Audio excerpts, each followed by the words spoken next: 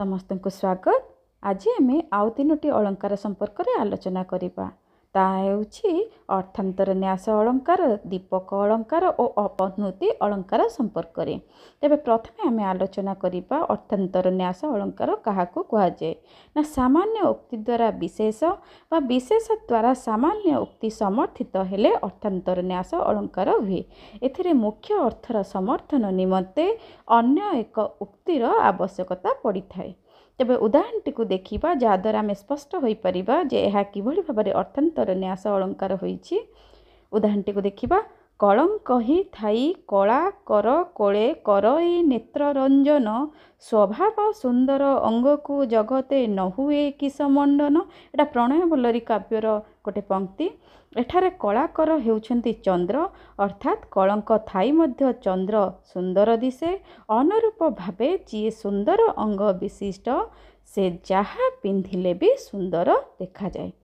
तेणु कलंक थाई मध्य चंद्र सुंदर दिशिबा उक्तिटी जी सुंदर अंग विशिष्ट से जहा पिंधिले भी सुंदर देखा जाए उक्ति को समर्थन निमंते व्यवहृत। तेणु यह अर्थांतर न्यास अलंकार। तेबे वर्तमान आम एबे आलोचना करिबा दीपक अलंकार संपर्क रे। ताले आम जानिबा दीपक अलंकार काहाकू कुहाजाए ना जेउ पदरे प्रकृत तथा अप्रकृत वस्तुर क्रिया बा गुणर साम्य प्रदर्शन करा जाई थाए सेठारे दीपक अलंकार हुए।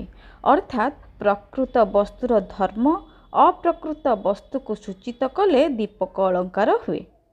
एबे ताहाले दीपक अलंकार उदाहरणटी को आलोचना करिबा।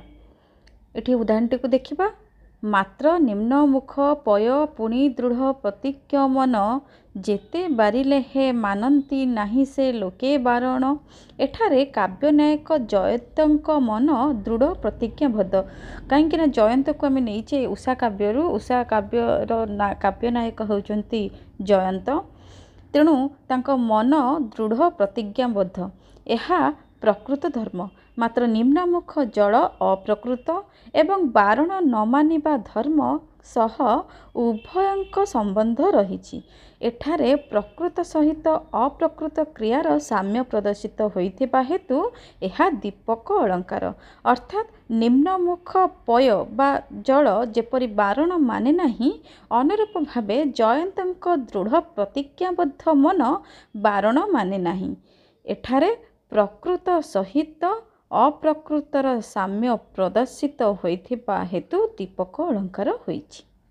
एबे आलोचना करिबा अपनुति अलंकार संपर्क रे।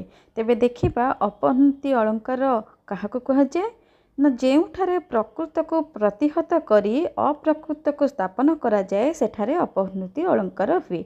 उदाहरणटी को देखिबा केतेक शिशिर छळे केते अबा कुसुम वर्षण छळे शकुंतलाकर स्पर्श मात्र के लोतक कले वर्षण। एटा प्रणय बल्लरीर गोटे पंक्ति। शकुंतला जेतेबेले दुष्मंतक गृह को जाउथिले तरुलता गण को स्पर्श करी जाउथिले सेही समय रे से गुड़िकरू शिशिर बुंदा सह पुष्प मध्य खसी पड़ुथिला। एठारे कवि दर्शाइछन्ति जे प्रकृत रे यह शिशिर पात कि कुसुम वर्षण नथिला बरंच यह थिला सेमानकर अश्रुमुंचन। एही भली प्रकृत को प्रतिहत करी सही स्थान रे अप्रकृत को स्थानित करा जाइथिबा हेतु यह अपनुति अलंकार। एठी मु खाली सूचित करदेबाकू चाहे जे छल ब्याज प्रभृति शब्दरू अपनुति अलंकार संपर्क रे मध्य जଣା पड़े।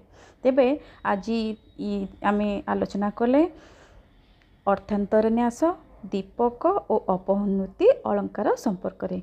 तेबे आपण मानको केमती लागिला निश्चित भाव में मतामत रखिबे।